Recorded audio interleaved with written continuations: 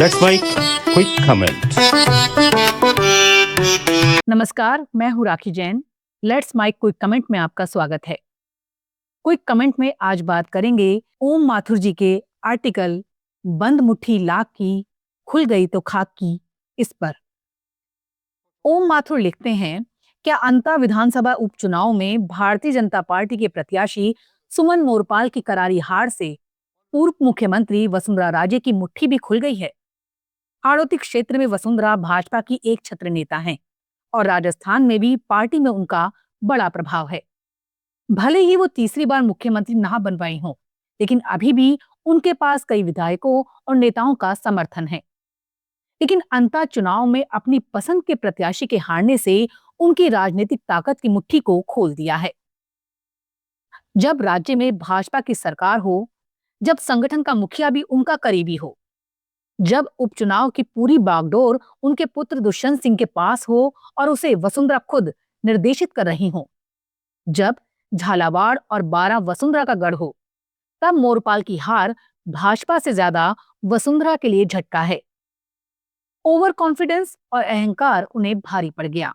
पिछले कुछ समय से पार्टी में हाशिए पर चल रही राजे के लिए अंता का चुनाव एक मौका था ये बताने का कि राजनीतिक रूप से वो अभी खत्म नहीं हुई और मतदाता आज भी उन्हें पसंद करता है।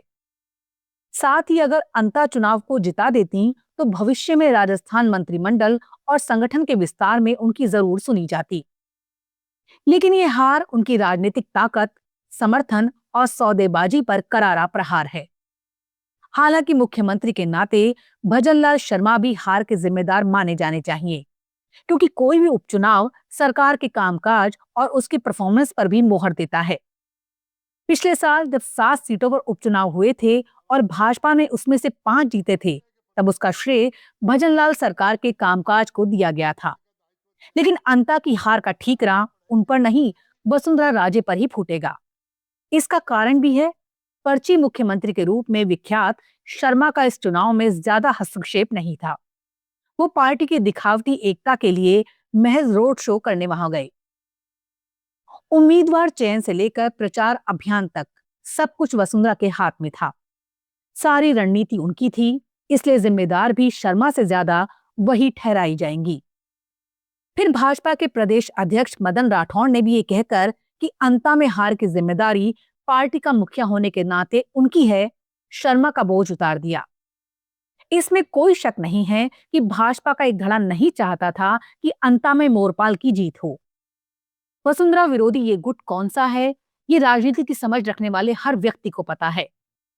लेकिन खुद वसुंधरा ने भी अपनी प्रतिष्ठा दांव पर होने के बाद भी सबको साथ लेकर चलने के बजाय अकेले ही अपने दम पर मोरपाल को जिताने की रणनीति बनाई, जो उन्हें भारी पड़ गई।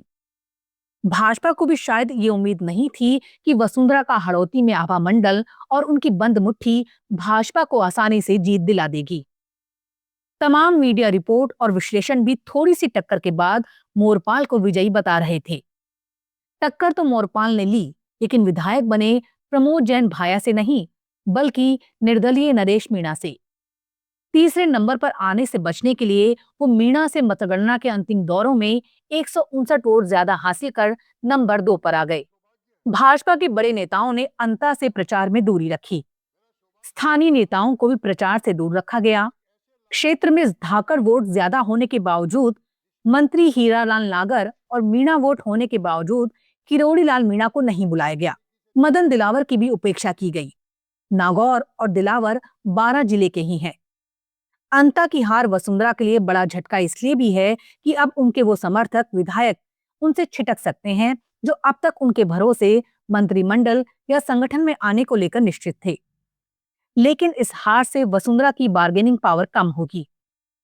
जहां तक इस हार का मुख्यमंत्री भजनलाल शर्मा से संबंध है, उन्हें कोई खतरा नहीं। पर्ची मुख्यमंत्री के रूप में ख्याति रखने वाले शर्मा दिल्ली के यसमैन हैं और भाजपाई और जनता भी जानती है, राजस्थान में असली राज ब्यूरोक्रेसी का है, यानी अफसरशाही का। पहले मुख्य सचिव सुधांशु पंत इसकी अहम भूमिका में थे।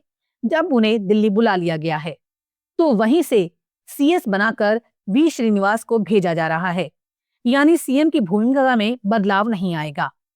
अंता की हार भाजपा के लिए संकेत है कि उसमें सब कुछ ठीक नहीं चल रहा। गुटबाजी और नेताओं की महत्वाकांक्षाएं बढ़ती जा रही हैं। बड़े नेताओं की व्यक्तिगत महत्वाकांक्षाओं से कार्यकर्ता परेशान हैं। फिर सरकार बनने के करीब 2 साल हो जाने के बाद भी कार्यकर्ताओं के हाथ खाली हैं। निगमों, बोर्डों सहित अन्य राजनीतिक नियुक्तियां नहीं की गई हैं। मंत्रिमंडल विस्तार की चर्चा हर 1-2 माह में होती है, लेकिन फिर ठंडी पड़ जाती है।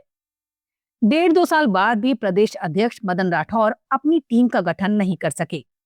यानी वही सब कुछ नजर आ रहा है जो पूर्व मुख्यमंत्री अशोक गहलोत की सरकार में था। यानी हावी अफसरशाही, नेताओं की महत्वाकांक्षाएं, कार्यकर्ताओं की उपेक्षा और नेताओं की गुटबाजी। अभी सरकार के 3 साल बाकी हैं और अगर भाजपा ने फैल रहे रायते को तुरंत नहीं समेटा तो फिर राजस्थान में एक बार कांग्रेस व एक बार भाजपा की सरकार बनने की परंपरा जारी रह सकती है। लेकिन क्या मोदी शाह की जोड़ी ऐसा होने देगी, ये वक्त ही बताएगा। लेट्स माइक क्विक कमेंट में फिलहाल इतना ही। देखते रहिए, सुनते रहिए लेट्स माइक। नमस्कार। It's time for news. It's time for more than radio. Presenting the first radio news app, Let's Mike.